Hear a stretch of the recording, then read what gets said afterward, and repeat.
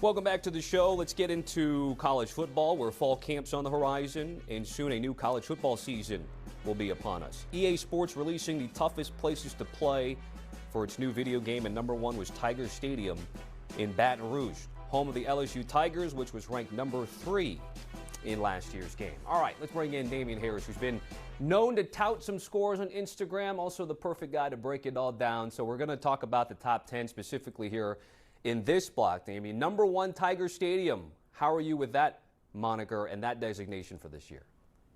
There's nobody else that goes the number one spot. Tiger Stadium, Death Valley, LSU night game especially, like there's nothing like it. You know, calling Baton Rouge, the song that they played before the game, you know, I still, when I hear that song, get chills because I think about the times that I played there. All the fans, especially when they say the word Louisiana, it was like they took so much pride in being in Death Valley, supporting LSU, and it made it an incredibly tough environment. And I don't know if you guys know this, but LSU fans, like, there's no regulation. They can drink as much as they want. They can party as much as they want before the game, during the game. I remember one time we had a fan that actually jumped in front of our bus and would not let our bus into the stadium until the police came and removed them. So I think with all those things, you got to put LSU Stadium at number one. So our Ashley Nicole Moss, who we just said, I've been there before. It's out there in the middle of nowhere. You got to drive out there. I mean, what was the bus ride like for you guys to get to the stadium and play that game? It was quiet because, you know, that was one of those games which, granted, we knew every week when we played that, especially when we were playing on the road, we were going to get a team's best effort. But when we played LSU, we knew that was like Ali versus Mike Tyson, like locked in the gates for a 60-minute fight, and somebody was going to walk out, somebody else wasn't going to walk out. So a lot of guys just were so tapped into the moment to, you know, their preparation, whatever it was to get yourself ready on the bus on the way to the game. And then, like, as soon as you can see Death Valley in your view, then all of a sudden you look down and you just see all these fans flipping you off. They can be 2 years old, they can be 92 years old, or everything in between. So it was definitely a challenge to keep that level of focus, you know, with all the surroundings going on in the area. But hey, that's what makes the stadium so great, and that's what our sport is all about. So Tiger Stadium, one of 5 SEC schools in the top 10. There are 4 Big Ten stadiums here. You've got Michigan, Oregon, Ohio State, and Penn State here. What are your thoughts on these stadiums in the top 10? Well, I'll just say this because I don't want to be dubbed as the Big Ten hater or the SEC homer guy. All I'll tell you is this. I've played with a lot of guys who played college football, played with a lot of guys in the NFL. Not one time have I asked a guy, okay, where's the hardest place you ever had to play? Like, what was the toughest environment you ever had to play at? And they said a Big Ten school. That it just hasn't happened. So I'm just going to leave it at that. I'm not going to say that the Big Ten doesn't compare or that the SEC is just, the atmospheres are that much better. But I do know for a fact that the SEC's famous saying is, it just means more. So I'm going to leave it at that, Tommy. Interesting to see 3 of the 4 schools north of 100,000 seat capacity. Autzen Stadium in Oregon just coming in at 54,000. All right, so then let's go a little micro then with the SEC. We go Georgia ahead of Bama. So between the hedges versus Saban Field at Bryant-Denny Stadium. So 4v5, I don't think you like that, do you? I'm going to surprise a lot of people, but I would agree. I would agree. And I'll tell you guys why. This isn't my own personal opinion. I'm just going to tell you guys the facts. I remember when I played at Alabama and Nick Saban had to say something to the kids in the student section and the fans because they were leaving the games at halftime. Now, granted, we were winning by a lot, but it created a little bit of an environment to where it was just used to having success. The fans, the overall environment was just used to that success. So when we would be in a close game in the fourth quarter that everybody thought we were going to win, and we're looking at it and nobody's in our student section anymore, it's kind of like, okay, well, this don't seem right. This don't feel right. And then now, obviously, you know, since Nick Saban has left and, you know, last season wasn't what years have been in the past, I've noticed that the attendance hasn't been quite what it was. I went to 8A this past year, and I was completely shocked at how many empty seats there were at Bryant-Denny Stadium. And these are just the facts. Now, I have played at Sanford Stadium, and this was before Kirby Smart was even there. This was my freshman year when Kirby Smart was still on our staff. and we handled them pretty well, but it was still just a tough environment to play in because literally you're facing 11 dogs on the field, but then you're sitting in a stadium full of dogs. You just got people barking left and right. I mean, there's something about being between the hedges that is different from a lot of places. So I would have to agree, Sanford is probably a little bit harder to play at than Bryant-Denny. Okay, interesting take on that one. I mentioned all the Big Ten SEC heaviness that we see in the top 10. Clemson leading the way for the ACC, coming in number 6 ahead of Florida. So you got the Tigers' epic trot down the hill against the stadium that, of course, has the nickname the Swamp.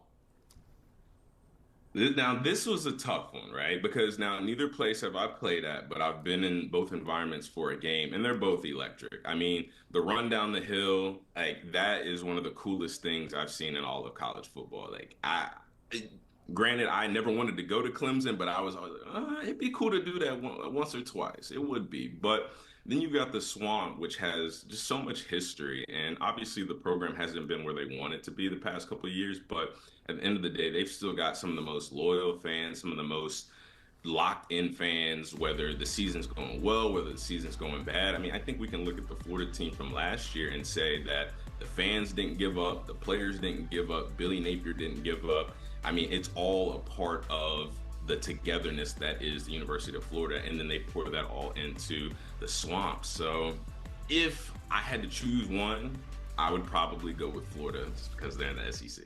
Okay. All right, we're going to hit a break here, but Damien's going to stick around because we're going to tackle Kyle Field at Texas A&M, Neyland Stadium at Tennessee, who are just outside of the top 10. Again, the top 10 toughest places to play for EA Sports College Football 26. Interestingly enough, Kyle Field was number 1 last year, and they dropped out of the top 10. We'll have that conversation 11 through 20 coming up next on HQ Spotlight.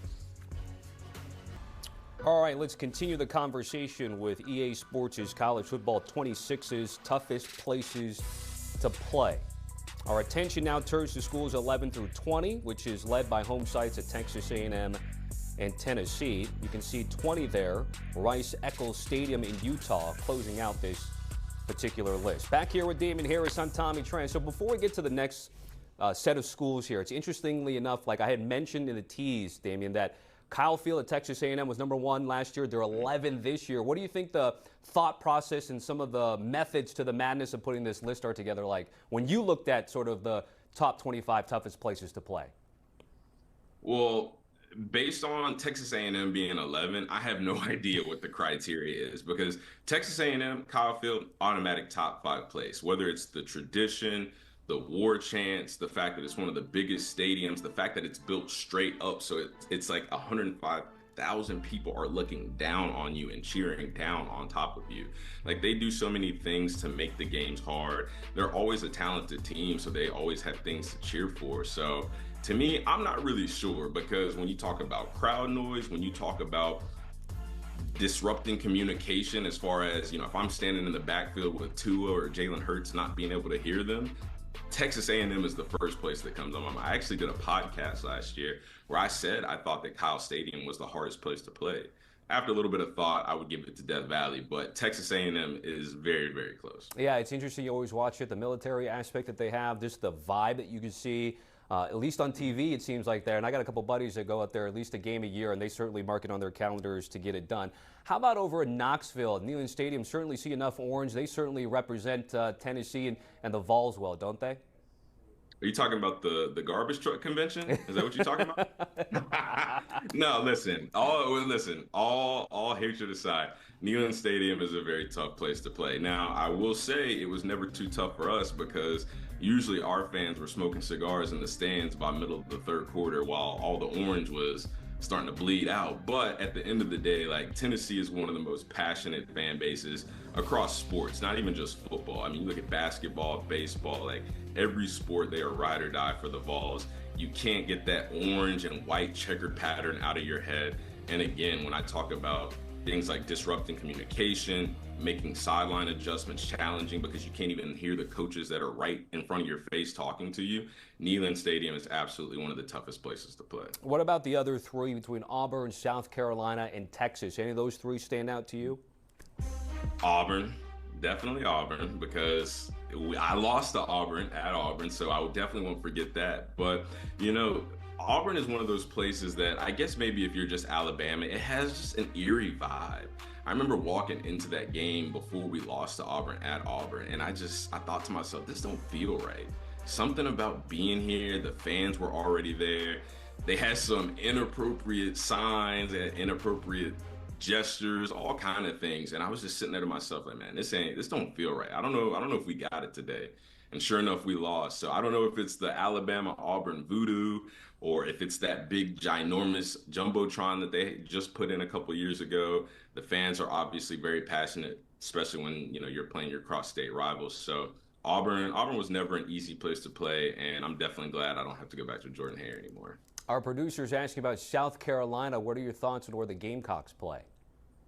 Well, I never got the opportunity to play at William Bryce, and I haven't been there. I've only seen it from TV copies. But the man himself, Nick Saban, said, you do not just walk into William Bryce Stadium and walk out with a win. This is one of the toughest places to play in the entire country. And I believe it. I mean, when I turn these games on, it looks like an atmosphere that's just absolutely on fire for the South Carolina Gamecocks. So again, I never played there, but from what I've heard, some of the guys that I've talked to that have played there, that's one of the more competitive environments that you're going to be in.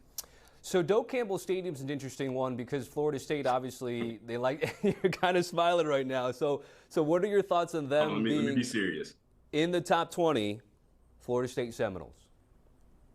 I think that is just name and brand recognition. I've been to Doak Walker Stadium. It's not all that people would think that it is. It's not really that nice, in my honest opinion. Like, even though this might be cool to some, but they've still got like the old 1960s goalposts. Like, it's not really that great of a stadium. And then when I think about their fans, I mean, when they're not doing their chop or their chop/chant, whatever it is, when they're not doing that, it seems like, for the most part, they're just kind of hanging out, like they're at a Darty or, something where they're not really that focused on paying attention to football. So I think this is based on the horse running out. They throw the sword at the 50-yard line while everybody's doing this. I think that's all this is. So would you even have them in your top 25? No, I wouldn't. Especially because of this. Like, I also want to say, a lot of these teams, like you look at a Florida or you look at a South Carolina, teams like that, like when their teams are struggling or when they're having a down season, their fans still show up and they still make it a hard competitive environment. I can't necessarily say the same about Florida State. And with the state that their program has been in recently, I think that the atmosphere dropping from maybe what it once was, I think that that's apparent. All right, let's send this to Danny Cannell, Brian McFadden, and Jordan Giorgio, by the way, from Damien Harris. All right, let's continue the conversation. We have 3 Big Ten stadiums there. You got Iowa, you got Wisconsin, and you've got Washington here. Iowa was interesting to me. We talked about Chris Hasselhoff here. What did you think about the Hawkeyes here and Kinnick Stadium? Well, listen, I've had some big boys up front that blocked for me that were Iowa grads, and they talked about what it means to that entire program. And I think that something that's so special about Iowa, what they do, where all the fans, the players look up and wave to the Children's Hospital, like I think that alone is one of the best traditions in sports. And even as an opposing player, if I went into that, I would be thinking like, wow, this is just such a united set of fans. Like the tradition here, like the atmosphere, it's all something that, like, it's very cool, but it's also kind of intimidating at once because you see how together they are and you see how unified they are. And obviously when they're cheering on their team, they put that same amount of effort. And then Wisconsin, I wouldn't be surprised by this at all. I mean, jump around, like who hasn't thought to themselves like, man, I would love to be in Madison for one jump around? Like, who hasn't thought that before? No doubt the vibes would be great at Camp Randall for that one. By the way, and then they talk about going to the Pacific Northwest. We talk about Oregon and Autzen Stadium. What about Husky Stadium in Washington when teams have to travel far away? Now, especially they're in the Big Ten to try to play that team there. Mm-hmm. Well, see, you just hit the nail on the head. I think what makes that such a competitive advantage for them and gives them the atmosphere advantage is just the travel. Like, you've got teams in the Midwest that are traveling 2 time zones, just to go play a football game. When they would usually be playing at 3:30, they're playing at 5:30 essentially. And it throws your body clock off, it throws your rhythm, it throws your routine off. So I think that, whether it's elevation, whether it's oxygen levels, I know people talk about it out there, or again, whether it's just the time change, I think that presents a lot of problems for people. How much of that applies to Rice Eccles in Utah? Obviously, Kyle Whittingham has had a fantastic run there. I would lean the fans certainly love to support this team, and they come in and round out the top 20. Yeah, I mean, again, whether it's altitude, whether it's the time zone situation, it just creates a disadvantage for teams that have to go and play there. And Utah, they've got some great fans. I mean, during the Cam Rising era, like the way that they supported him and this team, like if they've got good players, they got a good team, they're going to be there, they're going to show up, they're going to show out. From the Mountain West, moving on, different conferences, he's garnered them and led them through, so it's been certainly interesting to hear. Now we're going to get to the back half here, but when you were putting together your list and seeing him, did you have any discrepancies from 11 to 20 as much as you had maybe from 1 to 10? I wouldn't say as much. I think 11 through 20 was more fair. Listen, Tommy, I got to get something off my chest because you just kind of breezed by this. I got to walk this back. Okay. How on earth is Penn State number 2? Now, I asked this for a couple reasons now. The first reason I ask you is because, to me personally, this is just me, it seems like ever since they played Michigan and Michigan came out on the first play of the game, unprepared, didn't know what they were doing, and had to call a timeout during a whiteout, now all of a sudden this is the hardest place to play of all time. And I mean, that's one video. Like, come on. Like, again, nobody has ever told me, yeah, the hardest place I've ever had to play, Penn State. Like, that environment, like, it was just something that we couldn't handle, I've never heard that. Number 2, Penn State seems like a harder place for Penn State to play than other teams at times. Like, are we all of a sudden forgetting the fan to James Franklin interaction that they had at the end of the season? Like, if it's harder for you to play there as the home team than the opponent, I just don't see how you can be ranked number 2 as the toughest place to play. I'm sorry. I love that. I think that fits into your most outrageous ranking out of the top 25, I would say. And we're going to get to who you thought got snubbed, and then now we're going to enter the last half of the top 25. Of course, we're talking about teams 21 through 25 after we take a break. Notre Dame has entered the chat, and we'll also talk about Mississippi State's Davis-Wade Stadium. That's last on this year's list. Welcome back to Spotlight. Here we go, finishing the top 25 toughest places to play for EA Sports College Football 26, which drops a week from today. Notre Dame Stadium entering the chat at 21, NC State, Oklahoma State, Michigan State, and Mississippi State round out the top 25. Back here with Damien Harris for one last go. Notre Dame Stadium here, 21, little high, little low, or just about right for you? To be honest, I was completely shocked by this one. Like, I would have definitely assumed that Notre Dame would have been higher on this list. I mean, one, because of the history, the tradition. I mean, you just look at the support that they have. I mean, they have God on their side. Like, this is a program. They've got a lot of things going for them, and it makes it very hard whenever you show up to play them. Even those gold helmets. Like, listen, it makes it hard for people. So I definitely would have thought, especially with the consistency of this program for many, many, many years, that they would be a lot higher. Yeah, coming in at 21, they did have that loss to Northern Illinois. That didn't really hurt them, though, in getting to the college football playoff here. Any other surprises to you? Some people I saw on Reddit were not happy with Spartan Stadium being in this list here, but obviously Carter Finley, Boone Pickens, or even Davis-Wade Stadium. Yeah, I mean, Spartan Stadium, this made no sense to me, and I'm just going to leave it at that because personally I know that that's not a super challenging place to play. Now, I will tell you, Davis-Wade Stadium, Mississippi State, go ahead and tick that up maybe about 10 spots. People don't know this, and if you haven't actually played there, I'm not talking about been there for a game. If you have not actually played at Davis-Wade Stadium, you do not understand, because you're going into an environment that has an element that no other stadium had, at least that I'm aware of, and that's those damn cowbells. I mean, like, just think about it. You prepare all week. These teams, they prepare all week against crowd noise, simulated crowd noise at practice, right? To simulate what the environment's going to be like, the yelling, the cheering, the boos, all of that stuff. And then you walk in, you have to deal with that on top of 50, 60 something thousand cowbells. And if you have not tried to play a game of football, if you have not tried to have that communication with your quarterback who's standing right next to you, or talk to your coordinators in between drives, you don't know how much of a factor that plays and how difficult that makes it, because it's like having bees just buzzing by your ears all the time. Like, even when people aren't cheering, they're still ringing their cowbells, and it's just a constant annoyance. I know a few alums, all they used to ever yell was, more bell, more bell, Less, more please. bell. How about that? How about less? For Hail State here. So you talked about Penn State being overrated. You say Mississippi State underrated. How about a team that got snubbed in your eyes, Damien, in terms of the top 25 list? I people are gonna look at me like I'm crazy, Tommy, but Arkansas Stadium, I don't even know what it's called, but that is, like, I was shocked at how tough of an environment it was to play at Arkansas Stadium. Like, the fans were passionate, and again, this is for a team who hasn't necessarily been all that great, or been in their prime over the past couple of years, but their fans show up. They're passionate. It's a loud stadium.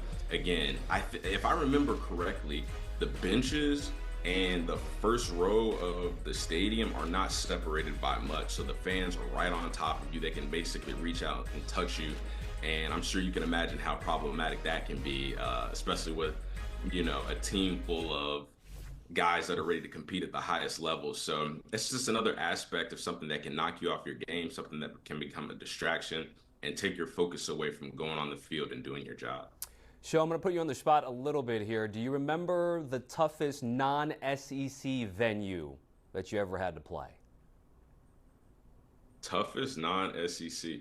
Well, see, Tommy, you kind of set me up here, because anytime I didn't play a SEC game, we were playing at like AT&T Stadium or like at Miami Hard Rock. So I can't even answer that question. So take me through then, and this was obviously then before you got to the NFL, the transition of playing relatively, not from a seat perspective, but just from a vibe perspective, college town vibe, to Arlington Stadium, or Jerry Jones World, Hard Rock Stadium. What was that transition like, even for a team as prestige as Alabama?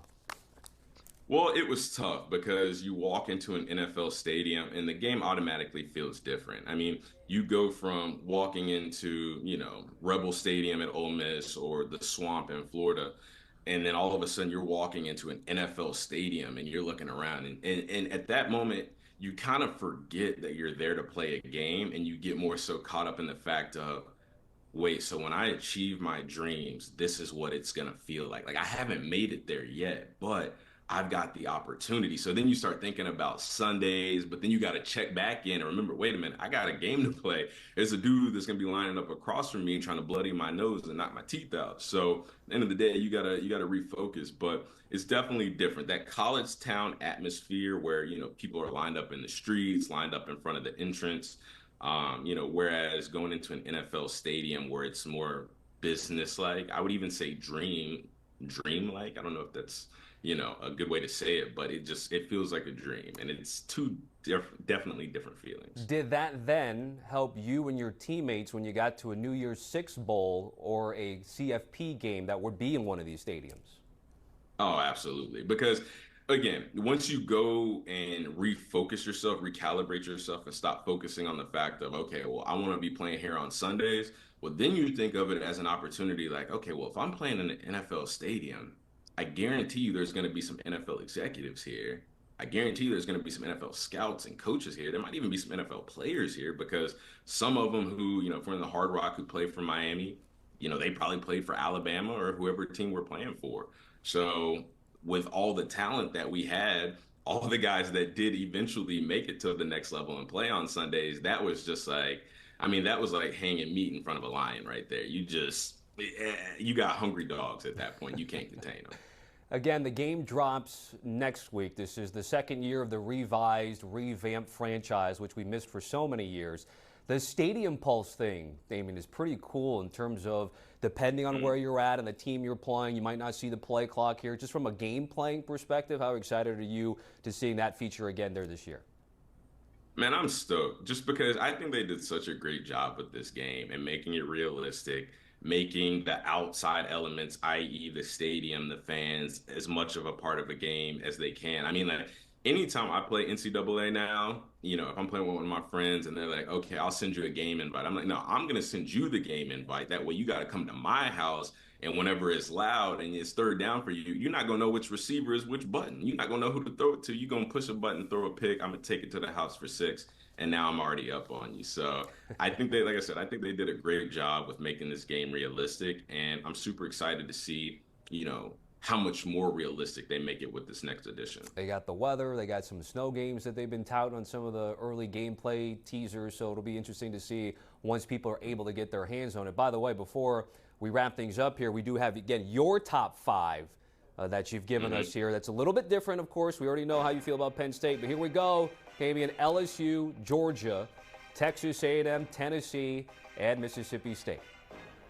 Now, I want to get ahead of this, and I did not come on here to piss Alabama fans off, okay? I didn't come on here to make you guys mad. Listen, if y'all want to get mad and use that as some fuel and start sticking around all these games, listen, I ain't going to be mad at it. But listen, the list that's right here in front of you, we talked about Death Valley. We talked about what it means to play between the hedges. Again, Kyle Field, like, even just take it a night before, take it to the midnight Aggie Yell, and you can see just what it means to play at that place and be in that environment.